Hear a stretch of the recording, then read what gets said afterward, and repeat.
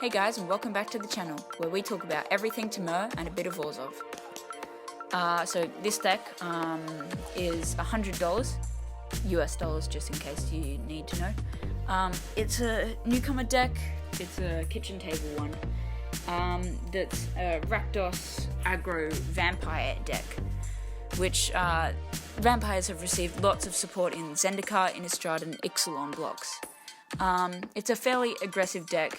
Has lots of 1 to 3 drops, and it allows you to push opponents' life totals down in the early game, and later on in the game keep your board up with lots of +1/+1 counters, big creatures, lots of life from the early game as well, and yeah, just grow your vampires to close off the game eventually, hopefully.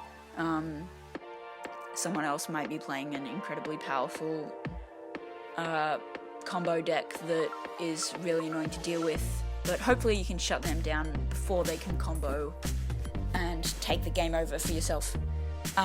This can work in 1v1 situations or multiplayer situations. So 1v1, just the classic aggro, I guess, type thing, where you just attack really quickly with small, fast creatures that can pack a huge punch to their life totals so that they can't really get going. And you need to, but in the case of multiplayer games, it's got a lot of 5 to 6 drops, which can grow to enormous sizes and close off the game. So we've got a decent amount of early game plays. There's 4 Vampire of the Diamonds and 2 Stromkirk Nobles, which are both efficient 1-drops that have useful abilities. The Vampire of the Diamond being a Death Touch lifelink blocker for 1 mana, and the Noble grows over the course of the game, and it's immune to humans, which I guess sometimes pop up. I mean, there's 5-color humans in Modern, and humans scattered around a lot of other decks as well, so maybe it'll work, but it's mainly the growing part that we care about for the Stromkirk Noble. In our 2-drop slots, we've got 4 Cordial Vampires, which is a recent card from Modern Horizons, which is when I'm playing with a few other people with this deck, these always die because one person in particular hates them. But yeah, it's kind of nice because they put, it's not when a creature dies, it's when a card's put in a graveyard, which if someone's playing a mill deck, or you get milled, or like you cast someone casts a spell, your vampires grow, really quickly. I'm pretty sure it's whenever, it might just be creatures, but anyway, even then creatures tend to die a lot. So we've also got 4 Feast of Bloods for our 2-drop slot, which they're kind of just good removal at 2 mana. It's not great when we need to catch up, but can be used easily with our cheap vampires to gain us some life. And 2 Rakdos Charms, which we can stop graveyard strategies, take out token decks, or deal with artifact combo pieces. Also, if you're mid to late game, we usually use the Rakdos Charm for stuff like when everyone's got a huge board and not as much life, we can just quickly take them out with 1 spell, because hopefully they're got 7 or so creatures and they've got 10, 11 life. And then after they're on 3 or 4 life from the Rakdos Charm, we can just swing in and take them out pretty quickly.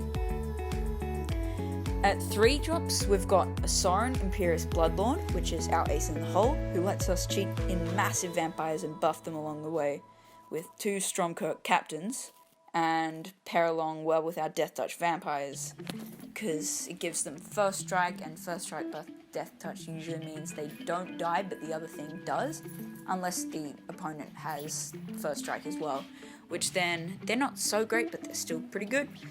And 2 Markov Blademasters, a massive threat that quickly grows. 3 drop for 1, but it's still very good because whenever it deals combat damage, it gets the +1/+1 counter, and it's doing 2 combat damages per thing. It gets 2 counters every time it attacks, just generally hitting down people. So it goes from 2 damage to 3 damage to 7 damage to something crazy. We've got a few spells. We have 2 Stensia Masquerades, which help our vampires grow over the course of the game, and 2 Last One Standings, which clear the board for a very cheap cost. Admittedly, it leaves a creature, but since we're playing a lot of creatures, we've got a pretty high chance that it'll be one of ours.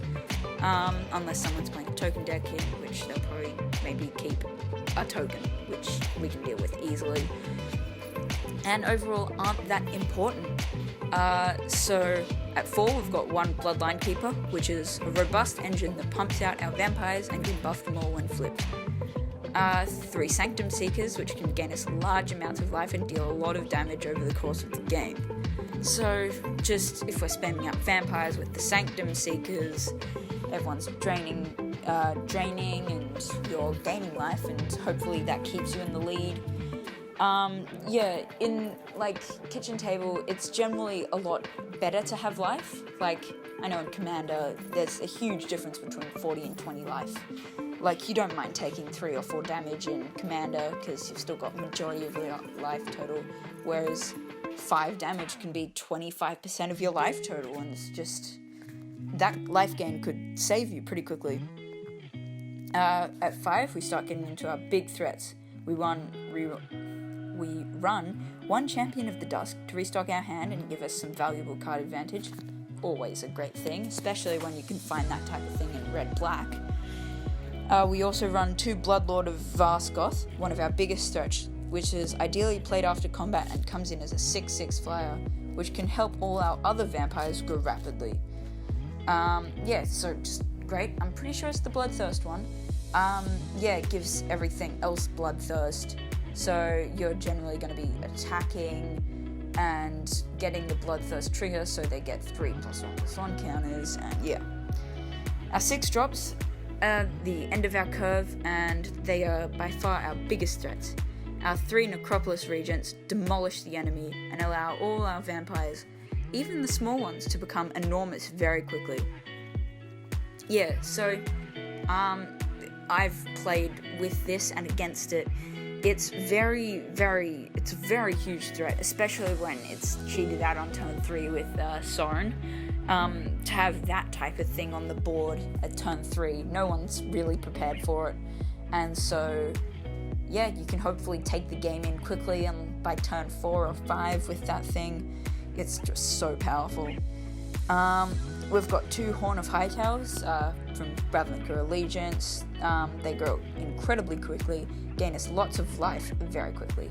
So it's just generally a really good card.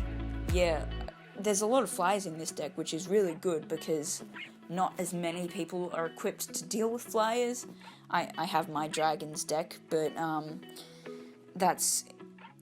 I made it out of spare cards on MTGA, and it turned out to be a really good deck. Admittedly, I did add in some other cards and stuff, which have made it even better, but it's still really good. Now, in terms of lands, we've got 7 mountains, 8 swamps, 4 foreboding ruins, and 4 Dragonsoul summits, which hopefully means we will always enter untapped. This deck is fairly consistent, which is what we always want, and it's a solid all-rounder which can destroy our opponents with its enormous vampires. So, you just... tactic of the deck, you play aggro and get huge vampires to last you into the mid-game and even late game, but you probably won't be wanting it to last that long because you're probably screwed if people get their big threats out. But that was the Voldaren's Vampires deck. What did you think of it? Leave your ideas in the comments down below, how we could improve it. Do you think we did well? Do you think it's a good or bad deck? Leave that in the comments below.